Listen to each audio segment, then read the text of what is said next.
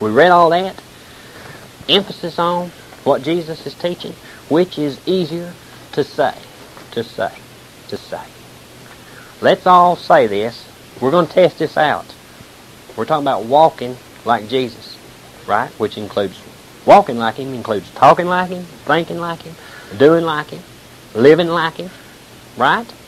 Okay, let's see. Let's all say this together. We'll just have to use our imagination. Here's a man. He's laying on this sick bed. Been there years and years. Man, he's just in bad shape. We're all going to look. Just look. Everybody look at this poor man here. He looks bad, right? Praise God. Let's all see if we can say the words that Jesus said. We want to see maybe these words are impossible for a human, more poor mortal man to say these words. Let's all see if we can say to this poor guy here dying, take up thy bed and walk. Take up thy bed and walk. That wasn't impossible, was it? Okay? Let's all say, now this will be a little harder now. I don't know, he said which is easier to say. He said it was no difference. Let's just practice this. Now I'll do it and then you all do it too. Here we go. Now this is going to be a little tougher if you got much religion in you. To this poor sick man here that's now healed. He's standing there, right? Thy sins are forgiven. Thy sins are forgiven. Well, that almost didn't come out. Was that harder to say? Nope. Well, you remember what the Pharisees said? Ooh. They said, who can forgive sins but God alone? Praise God, there's a tape running, it is. But only God can forgive sins, right? Right. That's exactly what the Pharisees said. Boy, you all fell for that, didn't you? I heard all the Pharisees. Did you hear a Pharisees course? Are you a Pharisee? No. Are you all commanded to walk and talk like them? Yeah. The Pharisees, no. Or like Jesus? Yeah, Jesus. Well, he said which is easier to say. He said it was just as easy to say thy sins are forgiven as... I want to see if y'all can say these words. Put it all together. I can of mine own self do nothing. I can of mine own self do nothing. As I hear from the Father, I speak. As I hear from the Father, I speak. I speak the words. I speak the words. The Father that dwelleth in me, the Father that dwelleth in me, He doeth the works. He Doeth the works. That wasn't too hard, was it? No. Praise God. You like that? Your faith's coming up, ain't it? Boy, if poor old sinner comes in here or some poor old sick man, he ain't got a prayer. I mean, he won't need a prayer. He'll be walking. All right, listen. We have been commanded to walk in God's faith. Right? Right. Even as Jesus walked. Is that not what we start out reading tonight? Remember that? Yes. We're supposed to walk as Jesus walked. Let's go to John chapter 11, verse 41 and 42. I'm going to read verse 41 and 42. Then they took away the stone from the place where the dead was laid, and Jesus lifted up his eyes and said, Father, I thank thee that thou hast heard me.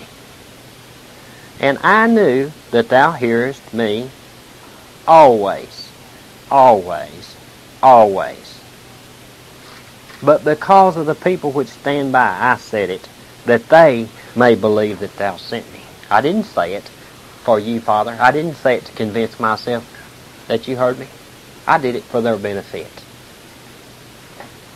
Question.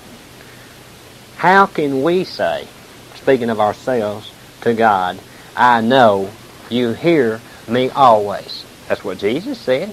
We're commanded to walk like Him. Question is, how can we say to God, I know you hear me always? 1 John 5:14.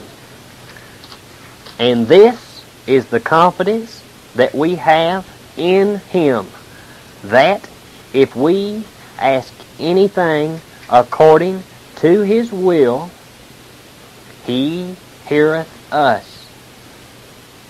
Our job is to ask only that which is according to His will.